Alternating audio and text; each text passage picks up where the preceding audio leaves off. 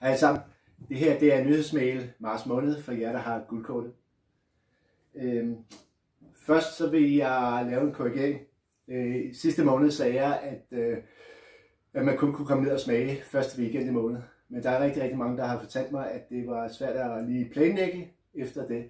Så jeg har så lavet om, at man kan komme ned hele måneden, som i gamle dage, og smage vinen månedsvin. Jeg lægger mig gerne fladt ned og siger, at jeg tog fejl, men jeg vil bare gøre det så godt som muligt for jer. Så vi laver det om igen, så I kommer bare ned i løbet af måneden, når det passer jer, og smager månedsvin. Prisen for månedsvin er normalt 150 kroner, men I får så 20% rabat, hvis I har lyst til at købe den, efter I har smagt den. Og det er jeg faktisk ret overbevist om, I har, fordi det er rigtig godt glas vin. Så vil jeg lige hurtigt fortælle jer om de to arrangementer, som jeg har sat op. Det første arrangement, det er jo så champagne cocktail aften den 15. i 3. kl. 18 til ca. 22. Man kan komme, som det passer ind. Det er bare en uformel aften, hvor jeg laver nogle forskellige cocktail. Så prisen for den aften, det er bare, hvad I drikker af de forskellige cocktail.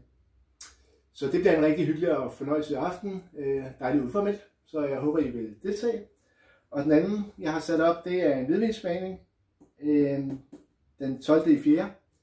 Og det er så en rigtig smagning, hvor vi skal snakke om vinene og producenterne og hvilken druer de er lavet på. Og så skal I jo huske på, når I har guldkortet, så er det jo en gratis aften for jer. Hvor den anden, der skal betale for, hvad I drikker. Men hvidvinssmagningen, den kører ind under guldkortet, så den er helt gratis for jer. Så hvis I har lyst til at komme med til en hvidvinssmagning, gratis, så tilmeld jer, fordi der er jo selvfølgelig begrænset antal pladser. Det der. Og cocktailaften, der har jeg cirka 5 pladser tilbage, så hvis I har lyst til, så skal I være lidt hurtige.